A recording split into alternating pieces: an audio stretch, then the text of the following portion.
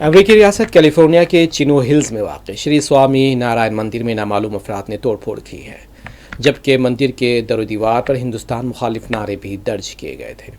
California کا یہ مندر ہندوؤں کے سب سے بڑے منادر میں شمار کیا جاتا ہے۔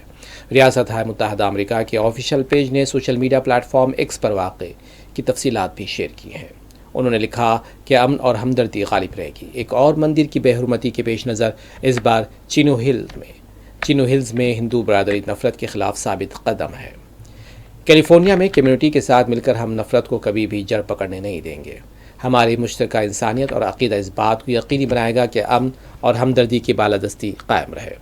قابل ذکر بات یہ ہے کہ چینو ہلز پولیس ڈپارٹمنٹ نے ابھی تک اس واقعے کے بارے میں کوئی سرکاری بیان جاری نہیں کیا ہے۔ Coalition of Hindus of North America نے بھی ایکس پر واقعے کی تفصیلات شیئر کی ہیں اور لکھا ہے کہ کیلیفورنیا میں مشہور مندر کی بے حرمتی لاس اینجلس میں نام نہاد خالصتان ریفرینڈم سے پہلے کی گئی ہے۔ مندر پر تحریر، ہندو مخالف پیغامات میں ہندو واپس جاؤ جیسے جملے تحریر تھے۔